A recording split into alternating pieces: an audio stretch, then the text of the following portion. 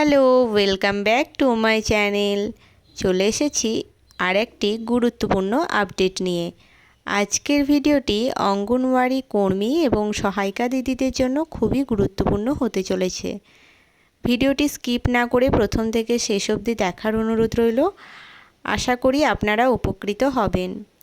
এই ভিডিওর মাধ্যমে আমি বলবো কোন কোন রিপোর্টগুলো আপনারা সবসময় তৈরি করে রাখবেন। তো ভিডিওটি শুরু করার আগে আপনারা যদি আমার ভিডিও পছন্দ করেন তাহলে অবশ্যই লাইক করবেন, কোন জেলা থেকে দেখছেন কমেন্টে জানাবেন এবং বন্ধুদের মধ্যে শেয়ার করে দেবেন। আর আমার চ্যানেল থেকে আপনারা উপকৃত হলে অবশ্যই চ্যানেলটি সাবস্ক্রাইব করে রাখবেন। আমি এই চ্যানেলের মধ্য দিয়ে নিত্য নতুন আপডেট ভিডিও আপলোড করি। তো চলুন ভিডিওটি শুরু করা যাক। আপনারা সকলেই জানেন যে কোনো সময় আমাদের অফিস থেকে যখন খুশি রিপোর্ট চাই, তখন আমরা খুবই সমস্যার সম্মুখীন হই।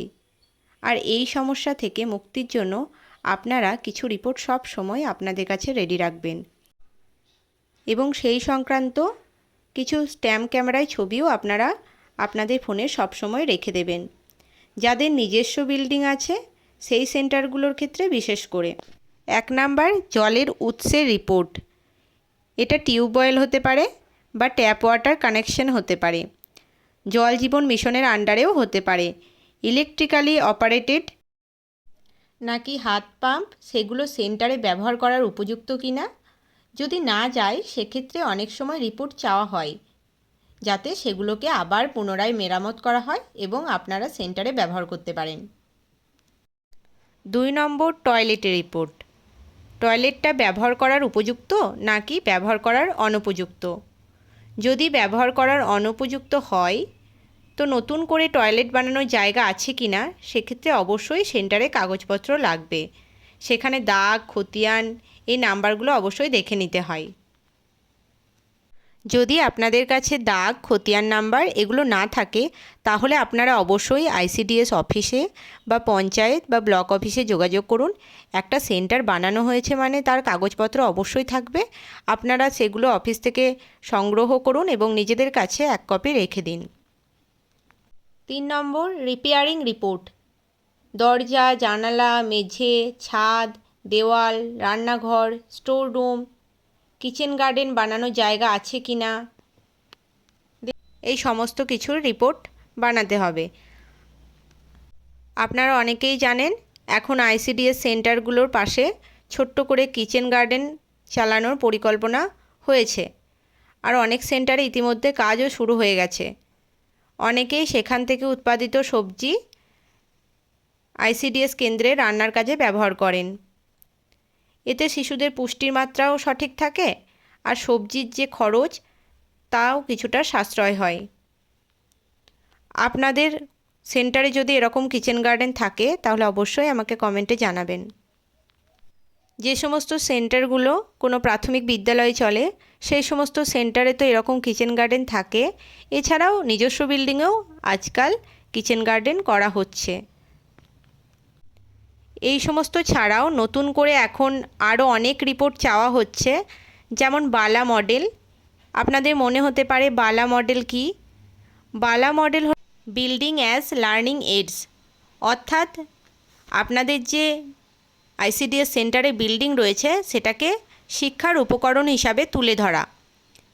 প্রথম প্রাথমিক বিদ্যালয়গুলিতে এই প্রকল্পটা চালু হয়েছিল, বর্তমানে আইসিডিএসগুলোও এই প্রকল্পের আওতায় এসেছে।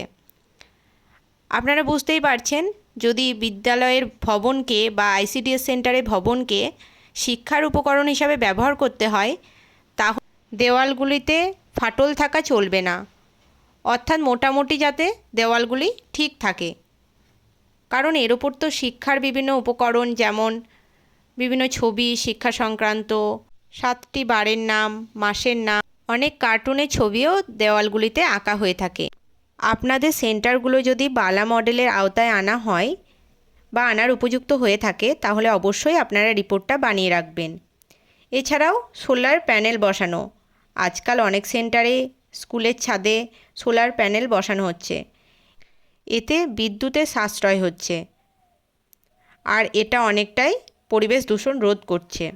তাই আপনারা আপনাদের সেন্টার যদি এরকম উপযুক্ত থাকে সোলার প্যানেল বসানোর জন্য, আপনারা রিপোর্টটি তৈরি করে রাখবেন। আরও অনেক এরকম রিপোর্ট হয়, যেমন আরও ফিল্টার বসানো, অর্থাৎ রিভার্স অসমোসিস ফিল্টার, পরিশুদ্ধ জলের জন্য যে ফিল্টারটা ব্যবহার করা হয় সেগুলো।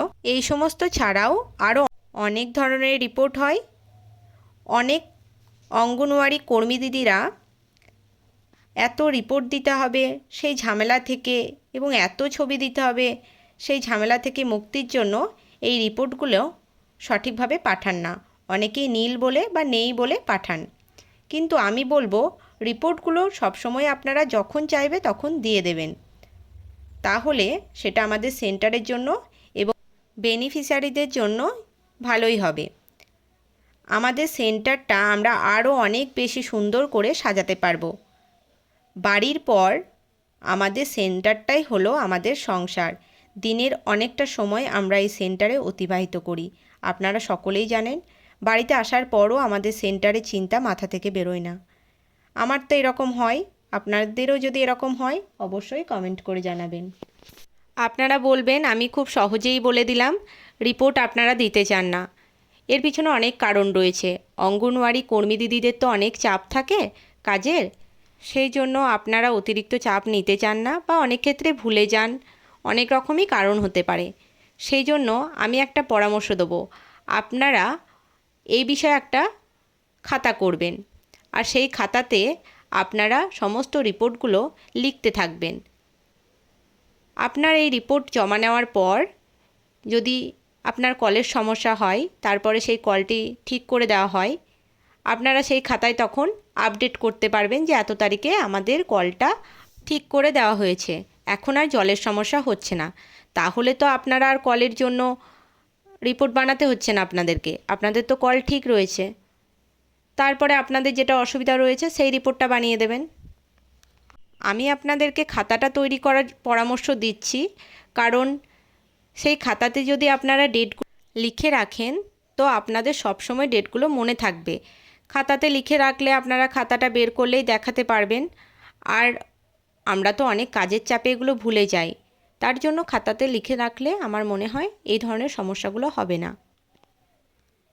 এই সমস্ত রিপোর্ট ছাড়াও সক্ষম সেন্টারের দিদিদের জন্য আপনাদের আরও কিছু রিপোর্ট রেডি রাখতে হয়, যেমন ইলেকট্রিসিটি রিপোর্ট, ফ্লোর রিপোর্ট অর্থাৎ মেঝের রিপোর্ট, এছাড়াও টিভি কবে বসেছে, এই সমস্ত রিপোর্ট আপনারা রেডি রাখবেন। তাই আমার মনে হয় আপনারা যদি খাতাটা মেনটেন করেন তাহলে সব থেকে সহজ হবে। আপনারা যদি এই ধরনের রিপোর্টগুলো অফিসের সাথে কোঅপারেট করে দিতে থাকেন তাহলে আমার মনে হয় আপনাদের সেন্টারগুলোও ভালো চলবে, আর অফিসের সাথে আপনাদের সম্পর্কও ভালো থাকবে। কারণ আমরা তো একদম তৃণমূল স্তরে কাজ করি, জনসাধারণকে নিয়েই আমাদের কাজ। তাই জনসাধারণ যাতে আরও ভালো পরিমাণে সুযোগ সুবিধা এবং পরিষেবাগুলো পায়, তার জন্য আমরা সবসময় বদ্ধপরিকর থাকব। তো এই ছিল ভিডিওটি ভালো লাগলে অবশ্যই একটি লাইক করবেন, কমেন্ট করবেন এবং বন্ধুদের মধ্যে শেয়ার করে দেবেন। আর আমার চ্যানেল থেকে আপনারা উপকৃত হলে অবশ্যই চ্যানেলটি সাবস্ক্রাইব করবেন। দেখা হচ্ছে নেক্সট ভিডিওতে, ততক্ষণ পর্যন্ত টাটা।